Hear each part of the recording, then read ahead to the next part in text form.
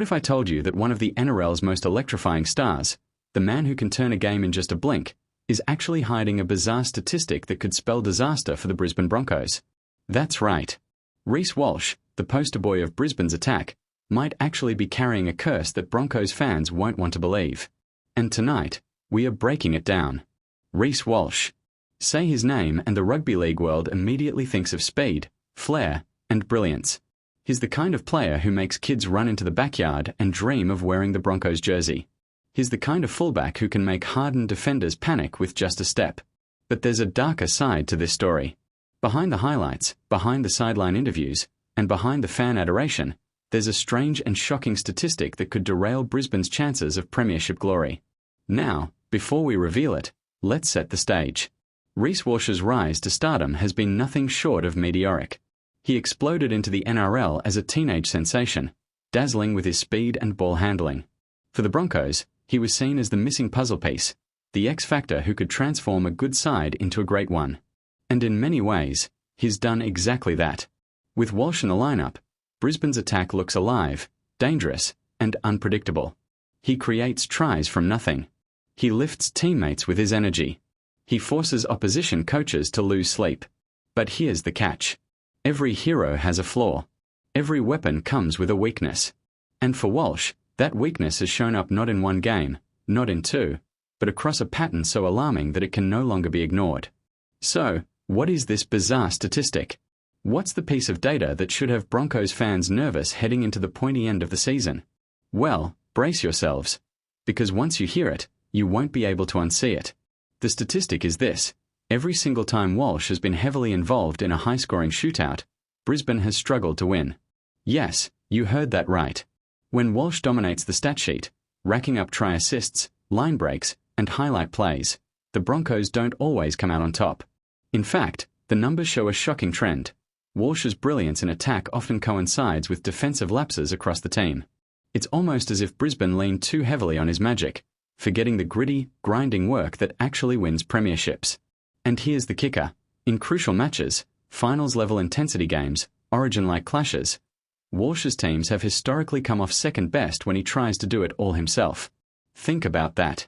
The very thing that makes him such a weapon, his willingness to take risks, to try the spectacular, might actually be hurting the Broncos' chances of securing the ultimate prize. Is it Walsh's fault?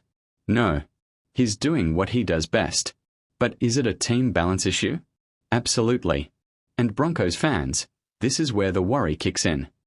Because guess who they're about to face in their finals run? The Panthers. A team that thrives on punishing risky plays.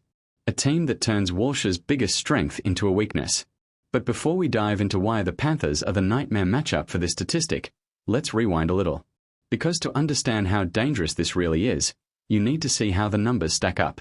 Across multiple seasons, a bizarre pattern emerges. Walsh's line break assists and try assists skyrocket in games where Brisbane scores 24 or more points. But the win percentage in those games? It actually drops. Compare that to when Walsh has acquired a game, maybe one assist, maybe a solid defensive contribution without flashy highlights. In those scenarios, the Broncos' win rate shoots up. Why? Because the whole team is forced to contribute, and Brisbane plays smarter, more disciplined football. It's almost as if Walsh's genius can be too tempting. The Broncos see him pull off the spectacular once or twice, and suddenly everyone starts waiting for him to do it again. But in finals footy, waiting on one man is a death sentence. And here's another twist. Walsh has never won a finals match in which he's registered multiple try assists. Not once. That's the stat nobody wants to talk about. That's the curse. So, does this mean the Broncos are doomed if Walsh lights up the scoreboard? Is there a way to break this bizarre cycle before it ends their premiership dream? And could it be that the very fate of the Broncos in 2025 rests not on Walsh's brilliance, but on whether the rest of the team can rise alongside him? Stick around, because in the second half, we are diving into what this means for Kevin Walters, how the Broncos can flip this curse into a weapon, and why the Panthers are circling like sharks in the water. But before we jump into segment 2, don't forget, if you love deep NRL analysis, the stories behind the headlines, and the stats that others are too afraid to talk about, make sure you hit that subscribe button right now. This is AUSSIE NRL Updates, your #1 spot for breaking rugby league stories.